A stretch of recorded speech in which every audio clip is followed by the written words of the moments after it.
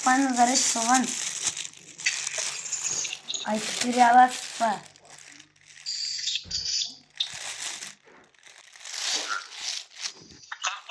Жоғары көтер. Ма, тақым. Ұста. Мынаны бір сетпейлі қақпан.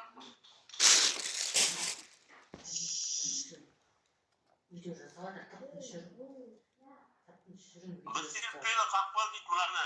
Кім? Ватыр ме, атың ме? Мансұр. Мынаны бір сетпейлі қақпан дейді. Ана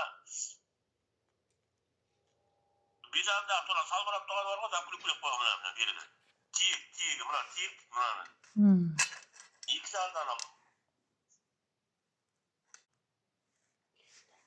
Мына тұр ғой бизандағы. Мынау серпен, мынау. Анау серппе, ана серппенің ортасында тұрған ол қандауыз дейді. Қандауыз, сосын бақалақ. Ананы тиегі дейді. Тотына нені. Ортада закулек қойған бар ғой. Ана қақпанда айналсоқ бар ба? Қақпаны құрғанда ең бірінші аңның қасқырдың көп жүрген жерін қарайсың. Ең бірінші аралайсың түгел. Қасқыр мысалы бар жерді өзі мысалы хабарын айтып естіп ғой, сол жерді аралап қасқырдың ізін көп жүрген жортқан ізін қарайсың. Сол көп жортқан ізіне құрасың қақпанды. Қақпанды сол жортқан ізіне құратын кезде қақпаныңды алып барасың ғой. Үстіңде иіс болмау керек, одеколон болмау керек, одеколон себілгенде киім болмау керек үстіңде. Иістің бақ қолыңа тікем ештеңе жақпай барасың.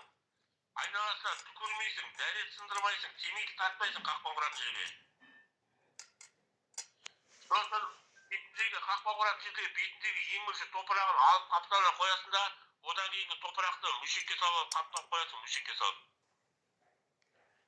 Мүшекке салып қаптағаннан кейін қақпанды ана серппесінің орнын бәрін қазғаннан кейін, қақпанды құрғаннан кейін бетіне ана төсегі бар ғой, өзінің төсегі бар, резеңке или киізден жасалады төсегі, домалағы.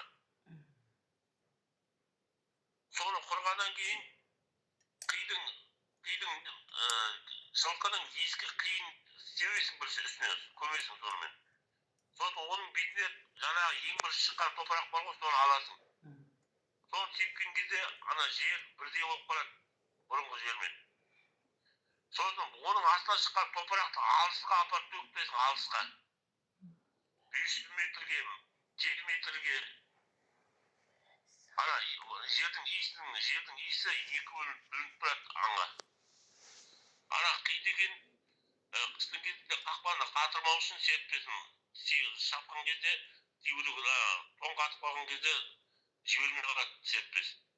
Или әлсіз келеді, ол кезде аң уже секіріп қашып үлгереді. Қауіп екенін біліп қалады да. Содан кейін ана сүйреткісін тіке астына, қақпаның астына өлсең, онда аң аяғын сындырып, или шайнап шығып кетеді қасқыр.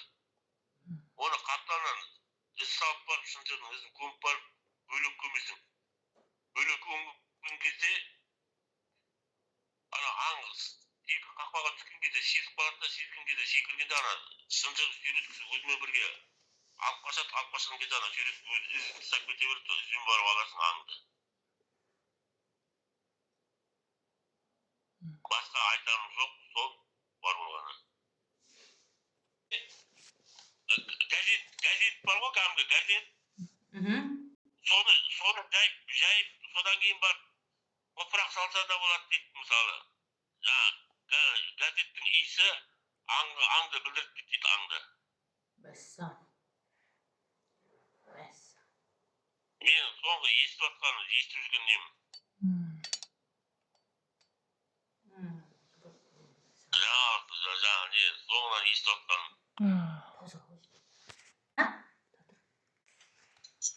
Соңғы бір естігенім ол жаңағы қақпа құрғандағы ескі газетті құрған қақпаның бетіне салып Üstüne жаңа топырағын жаңа жылқының несін салса ол да иіс шығармауға көмектеседі дейді жаңа газет, бұрынғы газет.